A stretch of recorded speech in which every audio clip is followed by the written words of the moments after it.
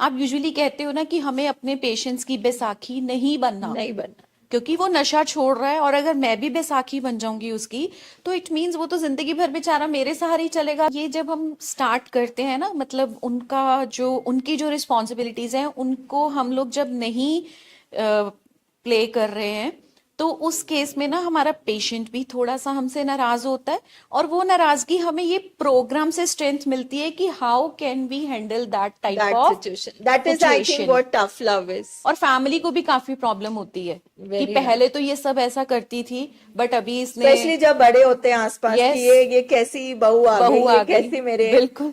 अनु ma'am, कुछ any issues which you would like to identify? हाँ जी मैम, आपने बोला था कि शादी जो है, हम एक हस्बैंड और वाइफ का खाली रिलेशन नहीं है, एटलीस्ट है इंडिया ना? में नहीं है। इंडिया में नहीं है। और इसमें देखो, ज्यादा जो बर्डन है ना रिश्ते निभाने का, वो लड़की के ऊपर ही लड़की आती के है, ऊपर क्योंकि है। लड़की ही एक दूसरे घर में जाती है।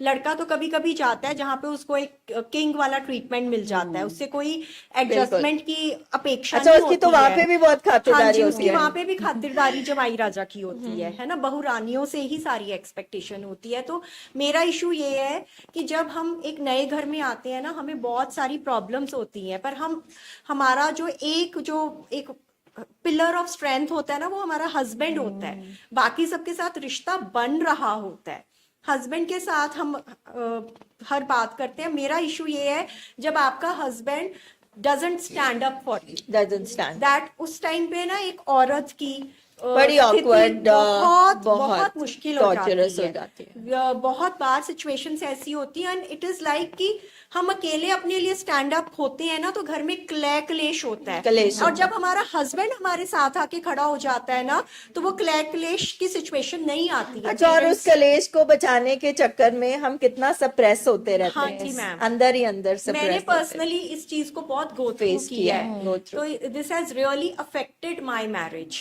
मेरी मैरिज को ना इस तरह से इनडायरेक्टली ना इस पे बहुत इफेक्ट हुआ है, when my husband did not stand up for me. और उसकी वजह से आसपास की जो फैमिली होती है ना, उस चीज को बहुत मिसयूज करती है। Very बहुत बुली होते हो आप। बुली होते हैं।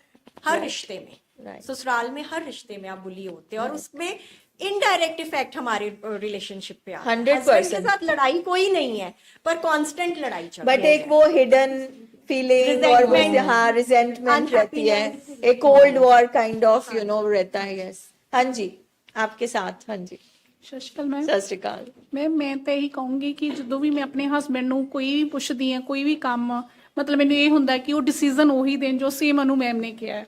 ਉਹ ਡਿਸੀਜਨ ਨਹੀਂ ਦੇ ਪਾਉਂਦੇ, ਜਿਵੇਂ ਮਤਲਬ ਕਿਤੇ ਜਾਣਾ ਹੈ, ਸਪੋਜ਼ ਕੁਝ ਵੀ ਕਰਨਾ, ਮਤਲਬ ਜਾਂ ਕੋਈ ਫਿਊਚਰ ਪਲਾਨ ਕੁਝ ਵੀ ਰਿਗਾਰਡਿੰਗ, ਮਤਲਬ ਉਹ ਐਟ ਏ ਟਾਈਮ ਤੇ ਡਿਸੀਜਨ ਦੇ ਹੀ ਨਹੀਂ ਪਾਉਂਦੇਗੇ। ਮਤਲਬ ਮੈਨੂੰ ਇਹ ਹੁੰਦਾ ਕਿ ਮੈਂ ਹੀ ਹਰ ਡਿਸੀਜਨ ਨਾ ਲਵਾਂ, ਕਿ ਹੋ ਸਕਦਾ ਮੇਰਾ ਡਿਸੀਜਨ ਗਲਤ ਹੋਵੇ, ਫਿਰ ਫੈਮਿਲੀ 'ਚ ਕੋਈ ਹੋਰ ਤਾਂ ਸਾਥ ਦਿੰਦਾ ਹੀ ਨਹੀਂ, ਹਸਬੈਂਡ ਵਾਈਫ ਦਾ ਜੋ ਆਪਸ 'ਚ ਹੀ ਹੁੰਦਾ ਹੈ ਨਾ। ਤੇ ਬਸ ਮੇਰਾ ਤਾਂ ਇਹੀ ਇਸ਼ੂ ਰਹਿੰਦਾ। ਬਾਕੀ ਮੈਂ ਇਹ ਕਹਿਣਾ ਚਾਹੂੰਗੀ, ਜਦੋਂ ਮਤਲਬ ਕਿ ਮੇਰੇ ਹਸਬੈਂਡ ਰਿਕਵਰੀ ਪ੍ਰੋਗਰਾਮ ਦੇ ਵਿੱਚ ਨਹੀਂ ਸੀਗੇ, ਸਾਡੀ ਬਹੁਤ ਫਾਈਟ ਰਹਿੰਦੀ ਸੀ। ਮੈਂ ਸਾਰਾ ਦਿਨ ਕਰਾਈ ਵੀ ਕਰਦੀ ਸੀ, ਉਹਨਾਂ ਨੂੰ ਕੋਈ ਫਰਕ ਨਹੀਂ ਸੀ ਪੈਂਦਾ। ਬਟ ਮਤਲਬ ਕਿ ਜੂਨ ਦੇ ਵਿੱਚ ਅਸੀਂ ਰਿਕਵਰੀ ਦੇ ਵਿੱਚ ਆਏ ਹਾਂ, ਉਦੋਂ ਦਾ ਬਹੁਤ ਵਧੀਆ ਪ੍ਰੋਸੀਜਰ ਮਤਲਬ ਸਾਰਾ ਚੱਲ ਰਿਹਾ। ਮਤਲਬ ਅਸੀਂ ਜਿੱਥੇ ਜਾਂਦੇ ਹਾਂ ਸਾਥ ਜਾਂਦੇ ਹਾਂ। ਮਤਲਬ ਕਿ ਮੈਨੂੰ ਆਪਣੇ ਆਪ ਕਹਿੰਦੇ ਕਿ ਮੇਰੇ ਨਾਲ ਚੱਲੋ, ਇਕੱਲੇ ਕਿਤੇ ਨਹੀਂ ਜਾਂਦੇਗੇ। ਮਤਲਬ ਮੈਨੂੰ ਕਿਤੇ ਇਹ ਵੀ ਸੀਗਾ ਕਿ ਅਸੀਂ ਜੋ ਵੀ ਕੰਮ ਕਰੀਏ ਇਕੱਠੇ ਕਰੀਏ। ਜਿਵੇਂ ਹੁਣ ਸਕੂਲ ਆ ਛੋਟਾ ਜਿਹਾ ਮੈਂ ਰਨ ਕਰ ਰਹੀ ਹਾਂ, ਉਹ ਮੇਰੇ ਨਾਲ ਜਾਂਦੇ, ਆਫਿਸ ਚਾਹੇ ਉਹ ਬੈਠਦੇ ਹੀ ਆ। ਇਹ ਮੇਰੇ ਲਈ ਪ੍ਰਾਊਡ ਹੈ, ਮੈਨੂੰ ਖੁਸ਼ੀ ਇਸ ਚੀਜ਼ ਲਈ। ਬਟ ਹੁਣ ਜਿਵੇਂ ਅਸੀਂ ਅੱਗੇ ਵੱਧ ਰਹੇ ਹਾਂ, ਉਵੇਂ ਮੇਰੀ सोच भी उन्होंने प्रति होर वधी जा रही है कि ये सारे डिसीजन खुद लेना सीखन बस। Very right। और ये जो डिसीजन वाली बात है ना, एक्चुअली पता नहीं, मैं बहुत ज्यादा कंजर्वेटिव भी नहीं हूँ और मैं बहुत ज्यादा जो एक्सट्रीम एक फेमिनिन को लेकर है ना कि बिल्कुल वैसा होना चाहिए। मुझे लगता है एक बैलेंस होना चाहिए। तो शायद परमात्मा में भी जैसे अब बच्चा पैदा करने का जिम्मा औरत को दिया है, तो कुछ हमारे रोल्स हैं, कुछ डिफाइंड रोल्स भी होने चाहिए।